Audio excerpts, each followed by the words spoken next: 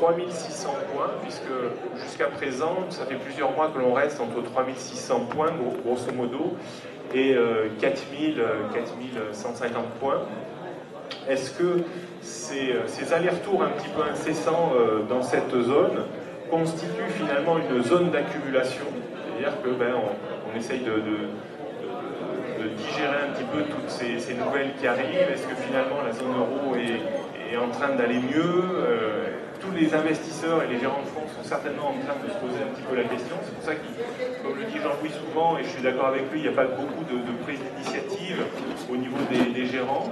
Mais je pense en fait que là on est sur une période charnière où on pourrait avoir des prises d'initiative plus fermes si on commence vraiment à déborder cette fameuse zone 4120-4170 sur plusieurs semaines, voire un mois ou deux. Voilà. Alors, ce qui est très intéressant au regard du graphique, c'est qu'on voit qu'on a beaucoup de... Alors, je vais vous le montrer. Depuis le début de cette année, on a beaucoup de bougies mensuelles avec des grandes ombres basses qui ont tendance à s'accrocher, vous voyez, dans mes deux bandes de couleurs, ma bande bleue et ma bande rouge. C'est ce qui me fait dire, moi, qu'on est peut-être ici en phase d'accumulation pour tenter effectivement ce débordement et de monter un petit peu plus haut ultérieurement. Donc, moi, je reste plutôt positif sur l'évolution du CAC 40 et j'ai monté considérablement mes niveaux d'alerte, c'est-à-dire que je pense qu'on pourrait encore évoluer si on échoue à la fin de ce mois, si on revient en dessous de 4170 voire 4120, on pourra considérer qu'on a encore échoué sur le débordement de cette zone et rien ne nous empêcherait encore de revenir au contact de ces deux bandes rouges et bleues qui sont en train de s'enchevêtrer, de s'emmêler. Souvent, vous voyez, c'est un peu cette période-là ressemble énormément à ce qui s'est passé ici, vous voyez, où on a commencé à aller chercher, à s'encastrer symétriquement dans la bande rouge et dans la bande bleue, avant de lancer un signal de vente très pertinent et de connaître la baisse que l'on a vécue. Donc on est peut-être dans une phase qui est totalement similaire. Donc si on était dans une phase totalement similaire, ça voudrait dire que le marché serait certainement enclin à chercher à monter à moyen ou voire à long terme. Mais c'est encore un petit peu tôt pour être affirmatif sur ce scénario. Et je pense qu'on aura la réponse probablement déjà peut-être fin septembre, voire fin octobre. Mais c'est vraiment, cette zone est hyper à surveiller. Par contre, le contre-pied de tout ça, ça serait la rupture de cette zone qu'on peut maintenant estimer entre 3007 et 3008, mais plus le temps va passer, plus on va pouvoir monter ce niveau, et je pense que si le marché devait redescendre, je pense qu'on pourrait plus estimer cette zone d'appui très forte à 3008 plutôt qu'à 3007. Alors j'ai pris un petit peu le pari avec pas mal de personnes avec qui je travaille. Certains parient encore sur une évolution, finalement, que là on est un peu dans peut-être un bull trap, dans un faux signal de hausse, et qu'on va rester encore enfermé entre 4150, 170 et 3006. Moi j'ai pris le pari de dire que si on cassait 3008, 3006, ça ne tiendrait pas du tout et qu'on irait certainement beaucoup plus bas. Je pense que moi, les taux est en train de se resserrer et les bornes de cet étau, c'est vraiment 3008 pour moi et 4170. Et c'est cette zone qu'il va falloir essayer de, à mon sens, travailler. C'est-à-dire que si on a presque la chance d'avoir un faux débordement, mais qu'on revient dans cette zone et qu'on se réappuie autour de 3008, je pense là qu'il faudra de nouveau essayer de réacheter le marché pour viser de nouveau une fin d'année sur les mêmes niveaux qu'actuellement, voire peut-être plus haut. Voilà.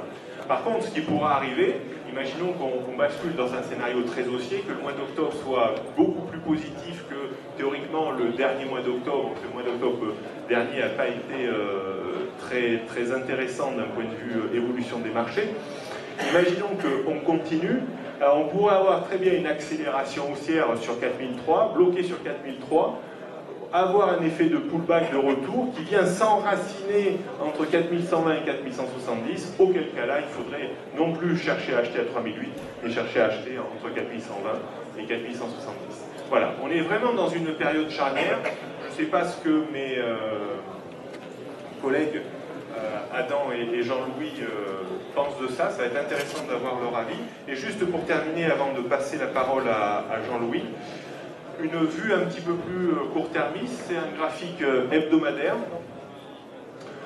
Le graphique hebdomadaire, vous voyez, met bien en relief cette zone en fait que je suis en train de vous décrire, 3760-800.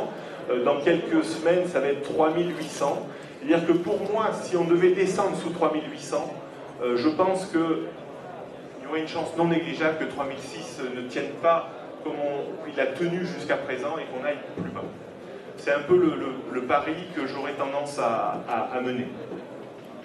Par contre, on voit que cette reprise est très, très bien structurée. Alors vous voyez qu'ici, sur une base plus courte, c'est un petit peu ce qu'on est en train de vivre en ce moment.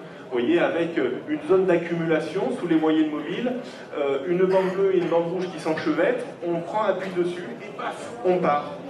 Donc on voit que c'est ce qui se passe actuellement sur une base mensuelle et pas sans rappeler cette configuration également. Donc c'est pour ça que on ne peut pas tout à fait négliger un scénario haussier encore, mais il demande à être confirmé dans les quelques semaines qui viennent. Alors, ce qui pourrait pénaliser un petit peu un scénario très haussier, c'est l'état de tension également du marché, parce qu'on est remonté très très vite entre juillet et septembre de 3006 jusqu'à 4170, avec l'ouverture de trois gaps importants, autour de 4050, 4120 et maintenant sur 4150. Donc, on est un petit peu en sur-régime. On est en haut d'un canal moyen terme, donc ça légitimerait également une correction technique qui pourrait tout à fait venir se ressourcer ici, auquel cas on va vite être informé de ça, et si on était dans un scénario de correction, il y a très peu de chances, peut-être que fin septembre on soit encore au-dessus de 4170, ce qui légitimerait plutôt un scénario correctif pour le mois d'octobre. Donc moi le scénario que j'ai un petit peu, je pense que le marché a quand même une capacité à enclencher une correction, c'est-à-dire je pense qu'on peut s'en prendre une d'ici la fin de l'année et finir peut-être l'année en boulet de canon, soit sur les niveaux actuels, voire au-dessus. Ce qui serait un peu plus étonnant comme scénario, c'est qu'on s'affranchisse tout de suite de 4170, qu'on monte tout de suite à 4300, auquel cas, là, il faudra quand même réviser ses intentions à la hausse et dire finalement le marché est plutôt solide. Il y aura certainement une correction à un moment donné, mais qui sera certainement moins importante que celle que je pense possible encore jusqu'à 3008, mais elle serait localisée plus à 4120-170. Voilà ce que je voulais dire sur le CAC. Jean-Louis est pensif. Je vais lui passer la parole.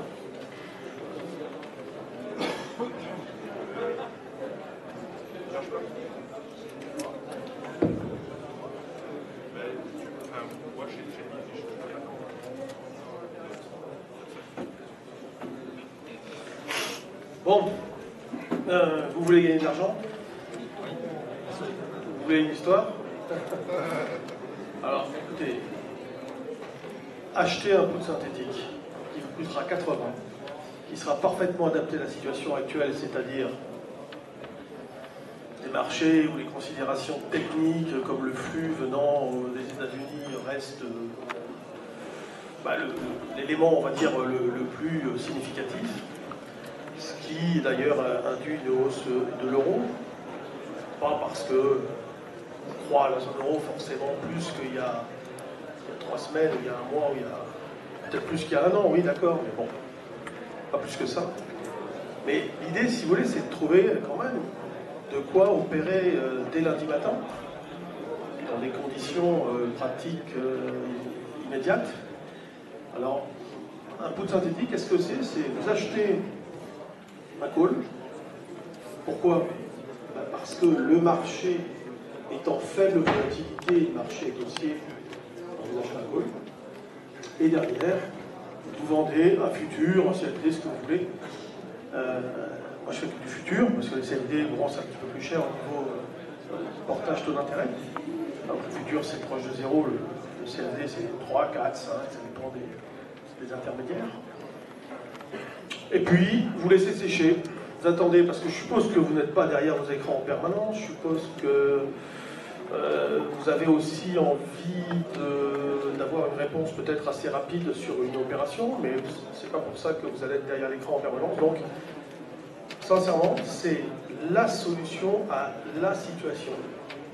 Je n'en vois pas d'autre. Donc, si vous voulez acheter de la bourse sur ce niveau de prix, bon, ben, ça vous regarde, c'est haussier, pourquoi pas. À ce moment-là, je vous propose des niveaux de rupture, c'est-à-dire des niveaux à partir desquels il va falloir considérer que vous avez eu tort d'acheter. Alors c'est quoi?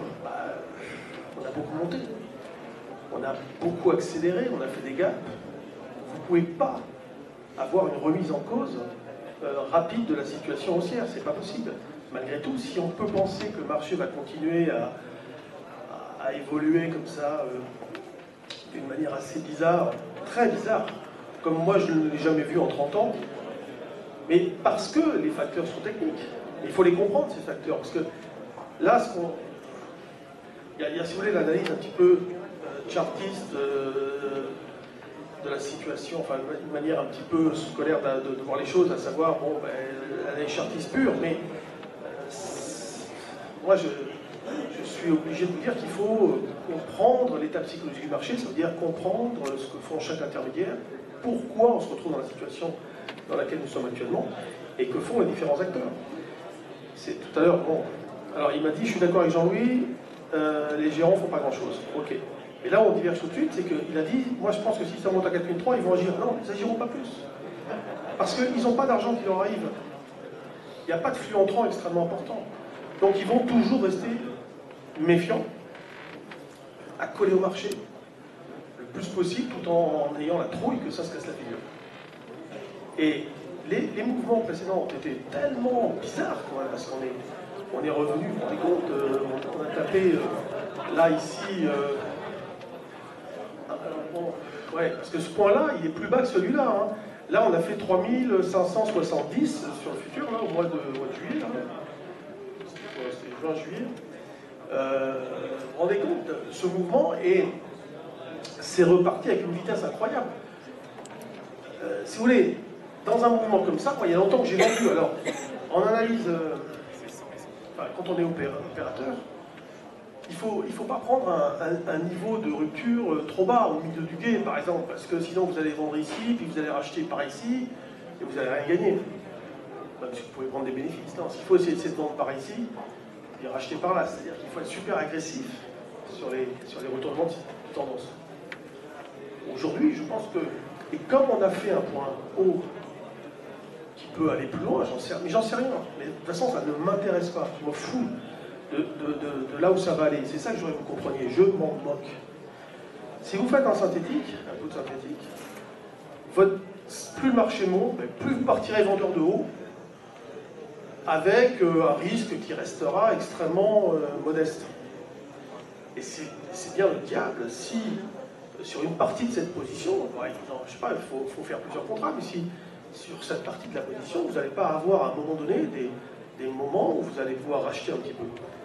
Et quand vous allez racheter le futur, qu'est-ce que vous allez vous retrouver? Acheteur de call, puisque c'est acheteur de call, vendeur de futur. Donc dans la journée, à un certain moment, sur des retracements, quand vous rachetez le futur, vous êtes acheteur de call.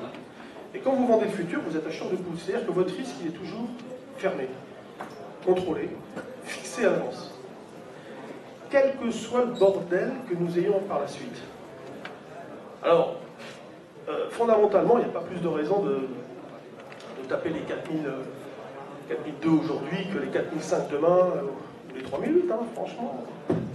Moi, je vois aucune raison de dire le contraire, mais l'idée, c'est quand même de gagner de l'argent. Je suppose que vous êtes là pour gagner de l'argent.